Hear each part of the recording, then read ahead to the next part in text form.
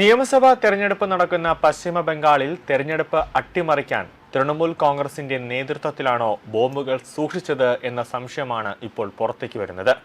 നിലവിൽ ഈ സംഭവം ഇപ്പോൾ NIA അന്വേഷിക്കുകയാണ്. പശ്ചിമ ബംഗാളിൽ 79 നാടൻ ബോംബുകളാണ് കണ്ടെത്തിയിരിക്കുന്നത്.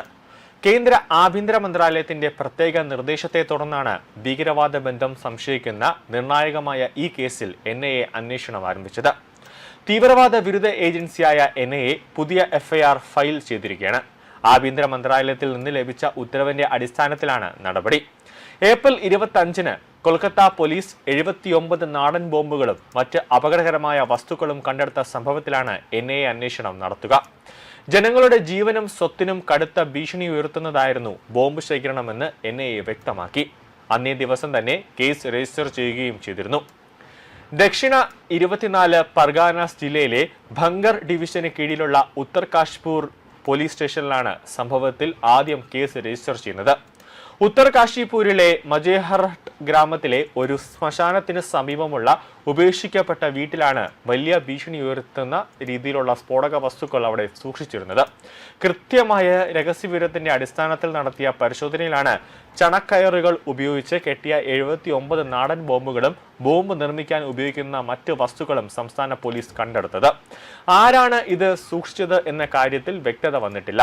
ബോംബ് നിർമ്മിക്കുന്നതിന് പിന്നിലെ തീവ്രവാദ ലക്ഷ്യങ്ങളും ഗൂഢാലോചനകളും പുറത്തുകൊണ്ട് വരുന്നതിനാണ് NIA കേസ് അന്വേഷിക്കുന്നത്. 2023-ലെ ഭാരതീയ ന്യായ സംഹിത, 1908-ലെ സ്ഫോടക വസ്തു നിയമം എന്നിവയിലെ വകുപ്പുകൾ ചുമത്തിയാണ് FIR രജിസ്റ്റർ ചെയ്യുന്നത്. 2008-ലെ ദേശീയ അന്വേഷണ ഏജൻസി നിയമപ്രകാരമുള്ള ഷെഡ്യൂൾ ചെയ്ത കുറ്റകൃത്യമായിട്ടാണ് ആഭ്യന്തര മന്ത്രാലയം ഈ കേസിനെ കണക്കാക്കുന്നത്. നിയമവിരുദ്ധമായി സ്ഫോടക വസ്തുക്കൾ സൂക്ഷിക്കുന്നതും കൈകാര്യം ചെയ്യുന്നതും വലിയ ഭീഷണിയാണ് സമൂഹത്തിന് നൽകുന്നത്. ജനങ്ങൾക്കിടയിൽ ഭീതിയും ഭീകരതയും പടർത്തുക എന്ന ലക്ഷ്യവും ഇതിന് പിന്നിലുണ്ടാകാമെന്ന് മുതിർന്ന ഉദ്യോഗസ്ഥർ വിലയിരുത്തുന്നുണ്ട്. കുറ്റകൃത്യത്തിന്റെ ഗൗരവവും രാജ്യസുരക്ഷയുമായി ബന്ധപ്പെട്ട പ്രത്യാഘാതങ്ങളും പിന്നിലെ വലിയ ഗൂഢാലോചനയും കണക്കിലെടുത്താണ് കഴിഞ്ഞ ഏപ്രിൽ 25-ന് രാത്രി NIAയോട് അന്വേഷണം ഏറ്റെടുക്കാൻ ആഭ്യന്തര മന്ത്രാലയം നിർദ്ദേശം നൽകിയത്. 2008-ലെ NIA നിയമത്തിലെ സെക്ഷൻ 8, സെക്ഷൻ 6/5 എന്നിവ പ്രകാരമാണ് സമഗ്രമായ അന്വേഷണത്തിന് ഏജൻസിയെ ചുമതലപ്പെടുത്തിയത്. വിശദമായ അന്വേഷണത്തിലൂടെ പ്രതികളെ നിയമത്തിന് മുന്നിൽ കൊണ്ടുവരാനുള്ള നടപടികളാണ് നിലവിൽ പുരോഗമിക്കുന്നത്. ഏപ്രിൽ 29-ന് നടക്കാനിരിക്കുന്ന നിയമസഭാ തെരഞ്ഞെടുപ്പിന്റെ 2ാം ഘട്ടം പോളിംഗിന് ദിവസങ്ങൾക്ക് മുമ്പായാണ് ഈ സംഭവം നടന്നത്. ഏപ്രിൽ 29-ലെ പോളിംഗിന് മുമ്പ് ക്രമസമാധാനം പാലിക്കുന്നതിൽ വീഴ്ച വരുത്തിയാൽ കർശന നടപടി ഉണ്ടാകുമെന്ന് സംസ്ഥാനത്തെ മുതിർന്ന പോലീസ് ഉദ്യോഗസ്ഥർക്ക് തെരഞ്ഞെടുപ്പ് പാനൽ കടുത്ത ഭാഷയിൽ മുന്നറിയിപ്പ് നൽകിയിട്ടുണ്ട്.